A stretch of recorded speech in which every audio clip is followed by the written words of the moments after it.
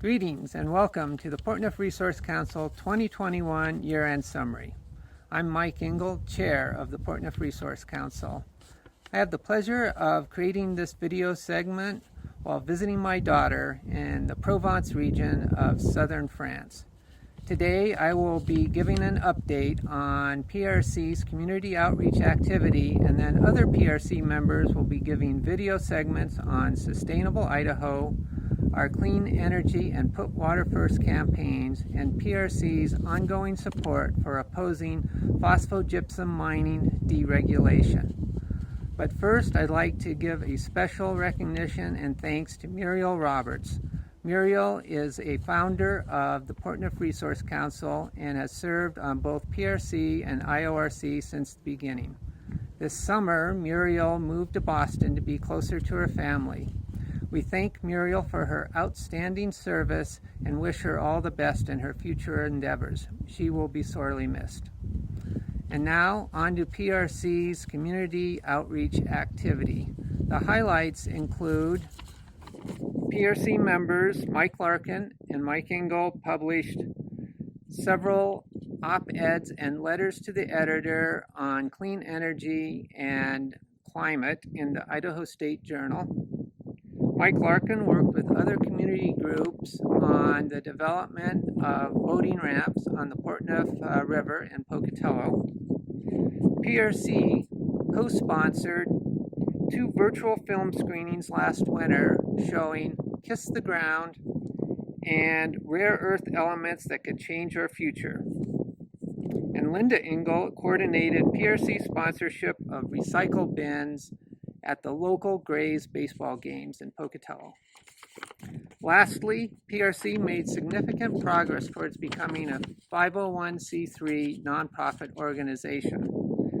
Our accounting firm prepared and submitted the application to the IRS in August of this year. We anticipate approval by the end of the year or early 2022. And that's my summary, and thank you for listening. Hi, I'm Linda Engel, Secretary for the Portneuf Resource Council. PRC continues to sponsor Sustainable Idaho, a radio show on National Public Radio through KISU at Idaho State University. Due to a change at NPR, all the shows at KISU, including Sustainable Idaho, are now available on iTunes and Spotify.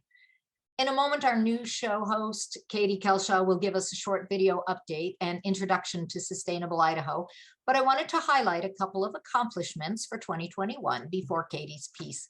So here's a full summary.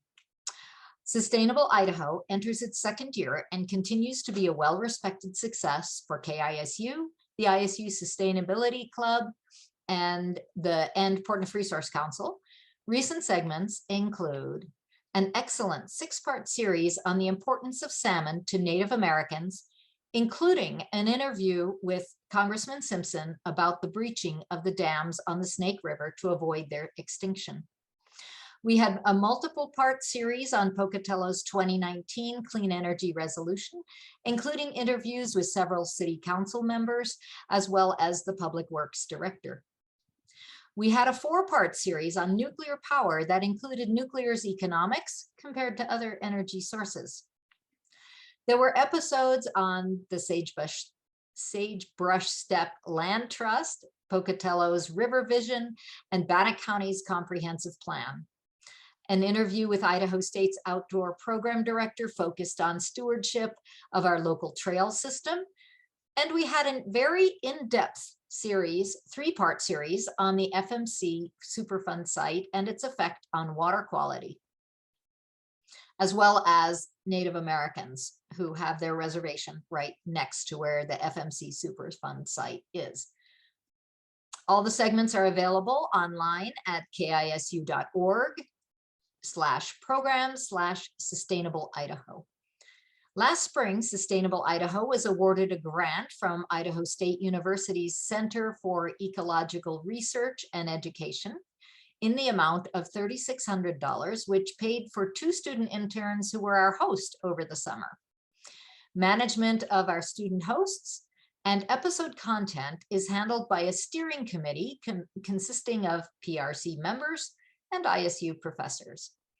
Despite some turnover due to graduation, Sustainable Idaho continues to garner high praise from the KISU manager and others. And now, Katie. Hi, I'm Katie Kelshaw, the host of the radio show Sustainable Idaho. Each week I research a topic about sustainability within Idaho, contact a local expert, and then put together an 8-minute radio show about the topic. We've done episodes about organic farming and sustainable eating, and a lot of other stuff about Idaho. I do this work at the KISU radio station here, in that little studio over there. It comes out every Tuesday morning at 7:30. Hello, my name is Marilena Vega. I'm the current chair for Visión to See Resource Council. I have the opportunity today to share with you all what it is that Visión to See Resource Council has done over the past year. Because of the pandemic, a lot of our work that was done outside on the ground was halted, and we continued to adapt within the past year of how to make sure our membership meets. Our membership has met, we started our meeting bi-weekly, and then we settled for monthly meetings instead due to the overwhelming amount of meetings everyone was in, and also to accommodate for our membership. One of the things that I'd like to highlight that Visión to See members participated in was the Hio Food Alliance School of Political Leadership, also called SOPO. We had 4 members attend the SOPO training, in which we learned about power analysis, campaign strategy, field and base building, communication strategy, among other things such as power mapping. And we were one of the many groups selected to participate in this cohort. The people who participated in this cohort were myself, Samantha Guerrero, Sydney Fellows, and Benjamin True.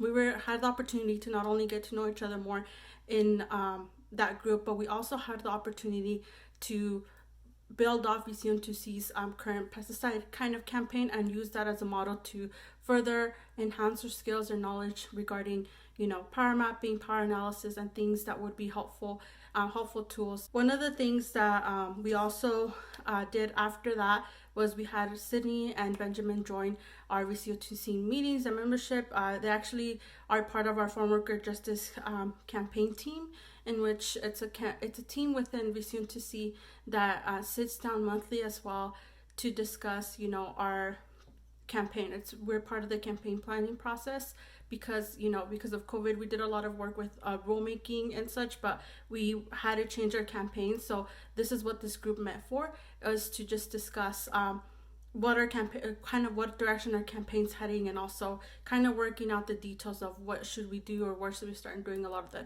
revisions and brainstorming from our original campaign. We're hoping that within that team, we've made a lot of progress, but we're hoping that we can have a clear, more concise or defined idea what our campaign is. I know we're doing a lot of work within that, hoping to get some medical data to support our claims on why pesticides affect farm workers and why there should be more protections for farm workers, as well as being able to do more outreach, education around the issue, and one-on-ones. Because of COVID, our one-on-ones, we haven't started them yet, but we're hoping that now with people being vaccinated and doing social distancing, and especially with harvest season kind of wrapping up or have wrapped up already, being able to do some one-on-ones. Aside from that, Visión to See Resource Council also participated within the year in a movie night hosted by the Community Council of Idaho, in which different partners from the area went ahead and had different booths with information, and we were one of the booths there. There was a lot of raffles. They played a movie, Under the Same Moon, for the families who were there. It was a great experience because it was the first event that I had personally attended, during COVID, because we hadn't seen anyone, so it was good to see community there being safe, and seeing family members going to like the first drive-in movie experience and seeing a movie. We were able to talk to many folks there, had some people sign up for more information.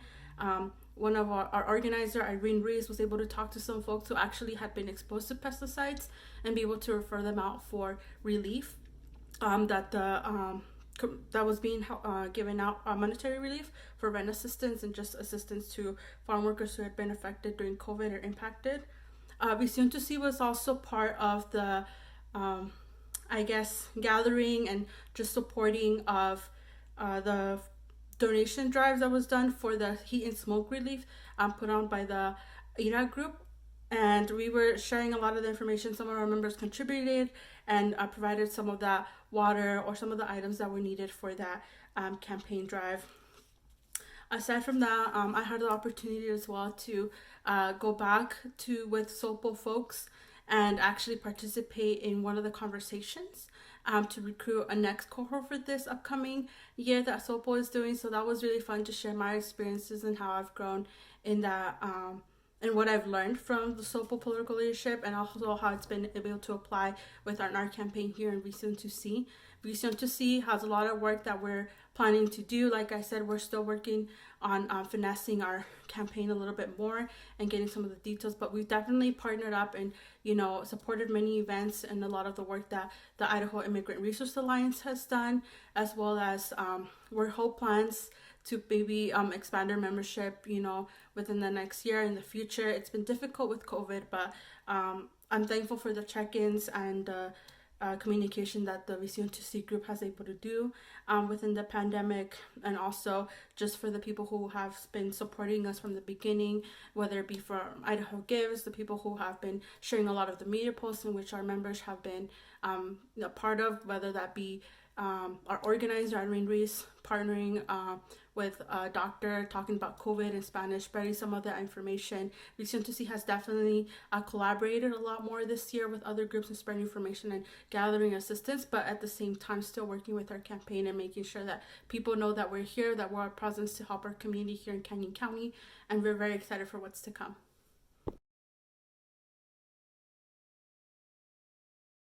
Hi all, this is Doug Paddock, he, him pronouns, lead organizer here at IORC, and I am giving a short update on the climate and energy assessment. So, this campaign assessment really grew out of a desire on the part of people in our chapters and campaign teams to look forward and look past fossil fuel production in the state and look at ways that we could promote renewable energy and ways to address climate change generally. One thing we never saw coming though was the pandemic and the impact it would have on oil and gas production here in Idaho. Over the course of 2020, the field in Payette County was shut in, which means it wasn't producing oil or natural gas for most of last year. And this really gave us an opportunity to step back and take a look at our energy related campaigns and ways that we could broaden the scope to have more impact on issues relating to climate change, relating to renewable energy production, etc. This doesn't mean that our work on oil and gas is finished. In fact, there's a couple really important issues coming up here soon. The first is an oil and gas waste injection well that's proposed in Payette County between Big and Little Willow Roads. That's currently under review by the EPA, and we submitted a Freedom of Information Act request for the contents of that application, and we've contracted with a person who has the expertise and background in this type of thing to help us draw up technical comments and identify places where there may be shortcomings in that application. Next is a bill being brought by the Idaho Department of Lands and the Oil and Gas Conservation Commission for the 2023 legislative session, and that's really looking at reforming the makeup of the Conservation Commission and who sits on there, and making changes to the process of integration, otherwise known as force pooling. There are opportunities to offer your input and thoughts during that process this fall, and I'll drop the link in the chat right now to the website where you can do that. Looking forward to the climate and energy campaign assessment, we're working right now doing one-on-ones with the goal of convening a team of people who are committed to taking a look at all the issues that have come up over the past year through meetings and really focusing in on one of those and then building a campaign plan around that.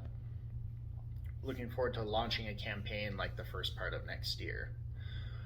So the first way you can get involved is by reaching out to me. If you're passionate about renewable energy, solar energy, about saving the climate, and setting up a time to talk. And then the second thing that's happening is Idaho Power Company is undergoing a process where they are going to analyze the costs and benefits of customer-generated electricity.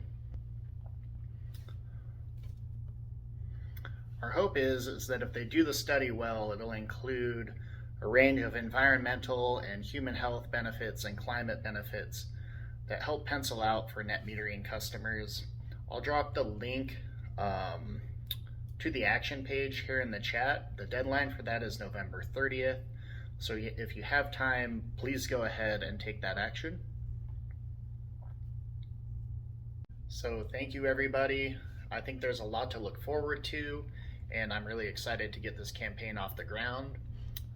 I'm happy to answer any questions you might have. The Agriculture and Food team has been hard at work this year.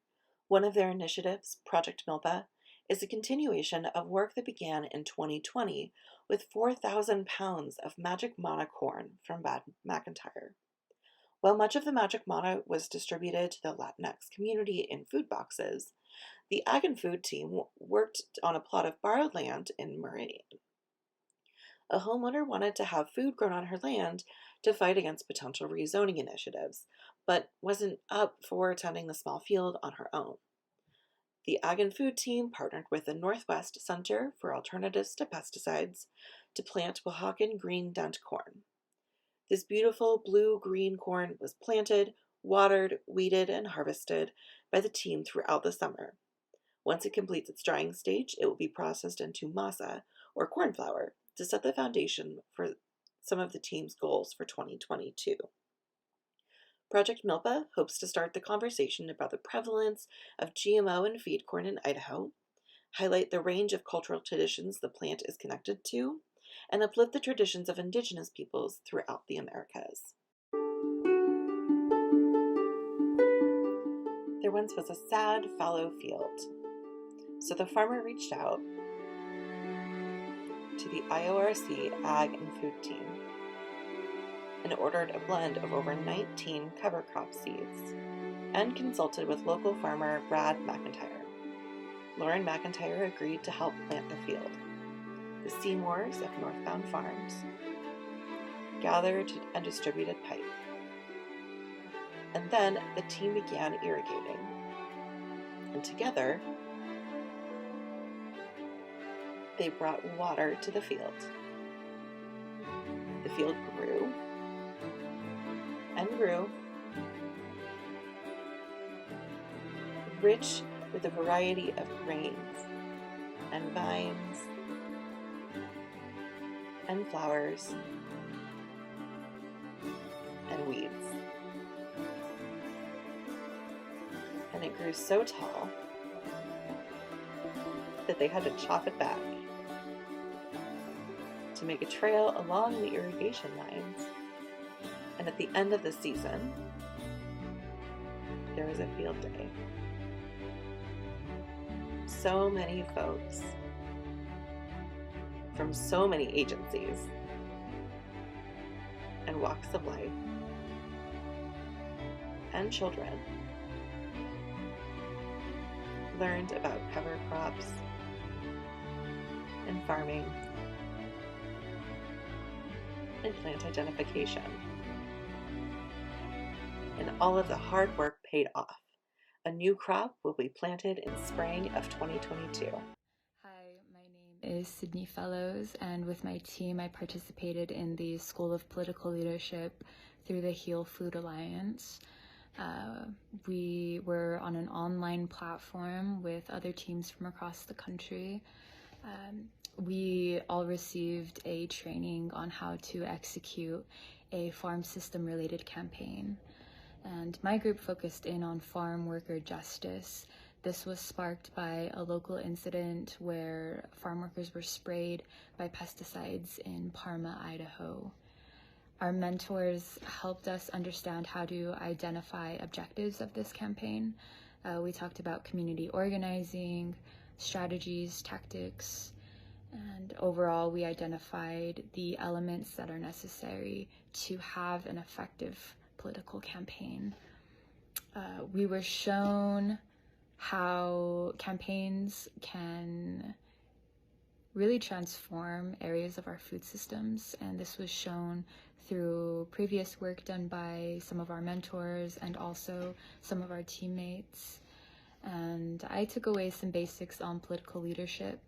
As I mentioned, I learned about these different elements that can make a campaign effective. This was all brand new to me. And it highlighted how this sort of leadership can be essential in transforming areas of our food system. And that was a very valuable takeaway for me. This year, the Agriculture and Food team also worked to assemble and distribute culturally relevant, locally sourced, and organic food and food boxes to distribute amongst the Latinx population here in the Treasure Valley. So for these food boxes, we source food from La Veracruzana in Nampa, Idaho. We were able to get nopales, which are prepared tajin, very important for fruits and veggies. We're also including 5 pounds of Magic Mana corn grown in Caldwell, Idaho, and this can be used to make pozole, to make tortillas, or just to make flour for other dishes. Tortillas. So we have 10 pounds of onions and 5 pounds of potatoes from King's Crown Organic in the Magic Valley. 5 pounds of red lentils that are organic from the co-op. 3 pounds of oatmeal, a couple cucumbers, and a box of chamomile tea. 10 pounds of beans, which Nate also grew at King's Crown Organic. Dehydrated mushrooms from Mohammed.